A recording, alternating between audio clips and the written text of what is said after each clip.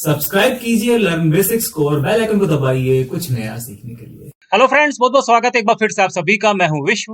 तो आज के इस वीडियो में हम लोग जानने वाले हैं कि अगर माइक्रोसॉफ्ट वर्ड में स्पेलिंग चेक काम नहीं कर रहा तो इस प्रॉब्लम को हम कैसे ठीक करते हैं। ठीक है, माइक्रोसॉफ्ट वर्ड पर बेसिक से लेकर एडवांस तक के वीडियोस देखने के लिए नीचे डिस्क्रिप्शन में प्लेलिस्ट का लिंक दिया है, वहां से जाकर के आप वो वीडियोस देख सकते हैं। तो चलिए शुरू करते हैं आज का वीडियो।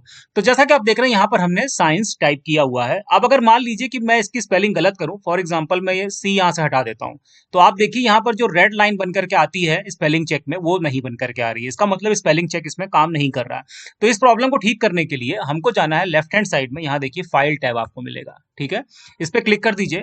तो नीचे आपको कई सारे ऑप्शन मिलेंगे, हमको सबसे नीचे जाना है ऑप्शन में। ये देखिए सबसे नीचे आपको मिलेगा ऑप्शन, इस पे क्लिक कर दीजिए। तो वर्ड ऑप्शन का ये देखिए एक विंडो यहाँ पर ओपन हो जाता है।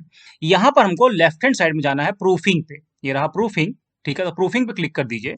उसके बाद देखिए यहाँ पर check spelling as your type when correcting spelling and grammar in word, यहां पर ये देखिए चेक मार्क होना चाहिए, जो कि चेक मार्क नहीं है।